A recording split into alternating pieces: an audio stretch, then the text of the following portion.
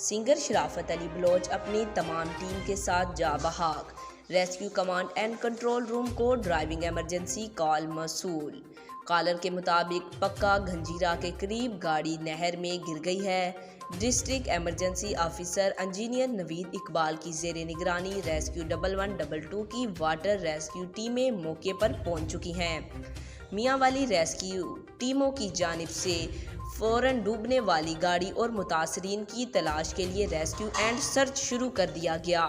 میاں والی ریسکیو ٹیموں نے نہر میں گرنے والی گاڑی باہر نکال لی۔ ڈسٹرکٹ ایمرجنسی آفیسر انجینئر نوید اقبال۔ میاں والی ریسکیو ٹیموں کو گاڑی سے 7 افراد کی باڈیز ملی ہیں۔ انجینئر نوید اقبال۔ میاں والی نہر میں ڈوبنے والی گاڑی میں معروف سرائیکی گلوکار شرافت علی تری خیلوی اور ساتھی سوار تھے۔ میاں والی معروف سرائیکی گلوکار شرافت تری خیلوی اور ساتھی شادی پر موسیقی پروگرام کے بعد گھر واپس آ رہے تھے۔